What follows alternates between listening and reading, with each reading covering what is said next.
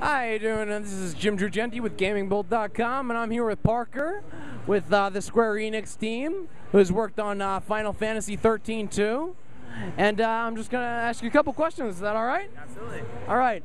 First thing I want to ask you is what inspired you guys to put the time travel aspect into the game? You know, it's a way for us to show a lot of different content very quickly. One of the things that we wanted to do was consider that 13 was a world. You had Cocoon, you had Pulse, you had these environments that we wanted players to play through.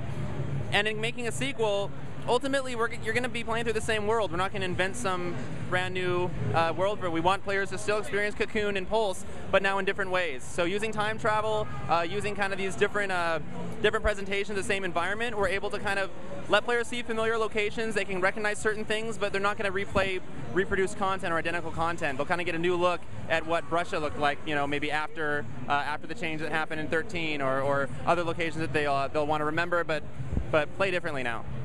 Okay, great. I have to ask, as far as Chrono Trigger goes, was any inspiration, did any inspiration come from that game as far as time travel, or in general at all? Something that did warm my heart was our director, Motomo Toriyama. He did say in an interview recently that Chrono Trigger was kind of a benchmark for how they were looking at the time travel features. So I can't say it was inspired. It was a different development team in the old days. But at the same time, I think we all, everybody in the company is familiar with Chrono Trigger. We all love that game from the old days. And I definitely know the developers are aware of it and loved it too. So. All right, now I had a bunch of questions prepared, but after checking out the demo that you guys had here, it completely blew me away. But I'll ask it anyway.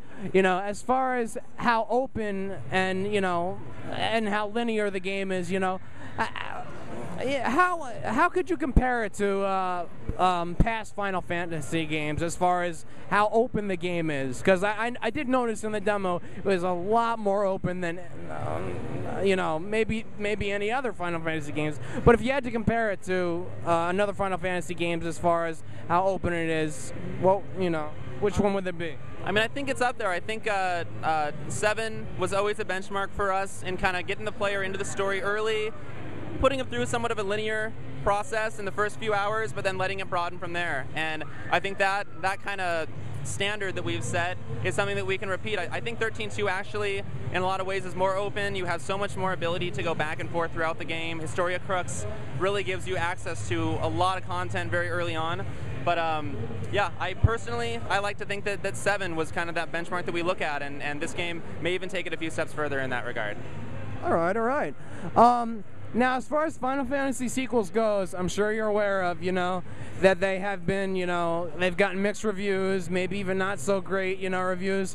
What do you think the main aspect in Final Fantasy XIII-2 is going to separate, the game from its mixed reviews from its sequels, from previous Final Fantasy sequels? I think, X-II was the last time we did a sequel, a proper sequel to a Final Fantasy, and I think in that case, they really tried to depart from what Final Fantasy X was. And you had players think that it was a great game, you had people get upset that it wasn't a direct continuation of X's gameplay in every instance.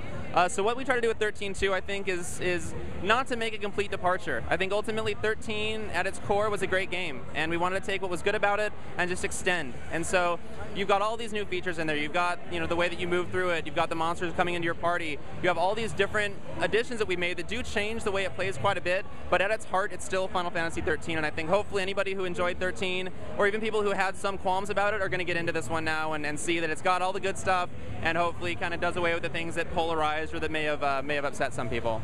Yeah, definitely. I know there's a lot of great aspects in the game.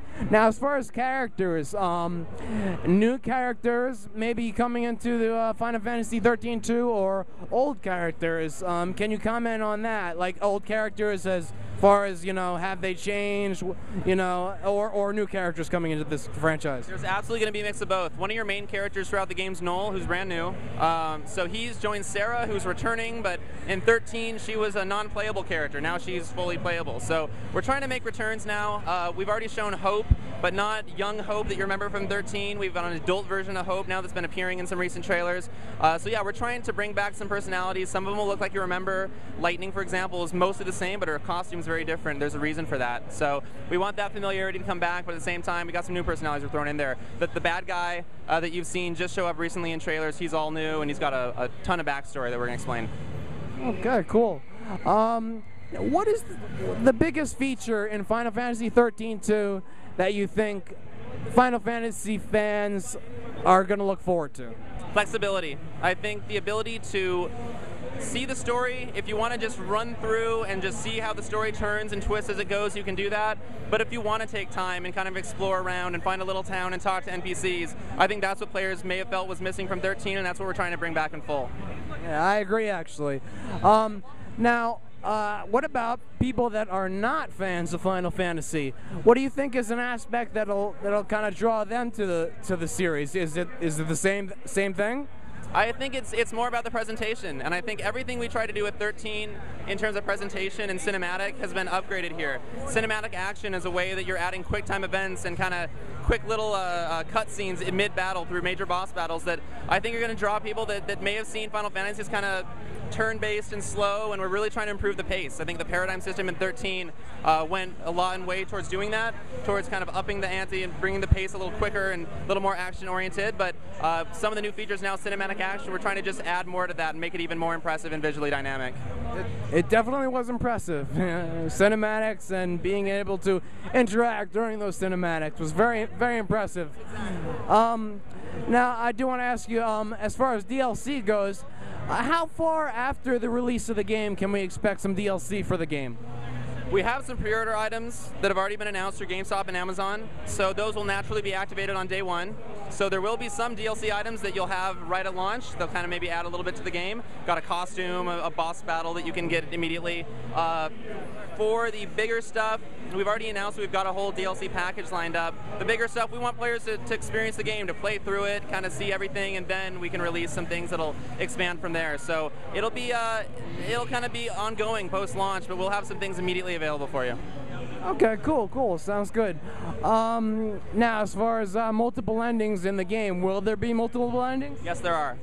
Absolutely, yeah. Okay, great. Any closing comments you have on the game? No, I think as we were just talking about over at the booth, I think the more people get to see this game, especially if they're familiar with 13, I think they'll be pleased with what we've added. We really tried to respond to user feedback, really tried to check on the boards and see what people were saying about 13, and hopefully that's all articulated now in 13 too. All right, well, thank you so much, Barker. I really appreciate the time. Thank you, my pleasure.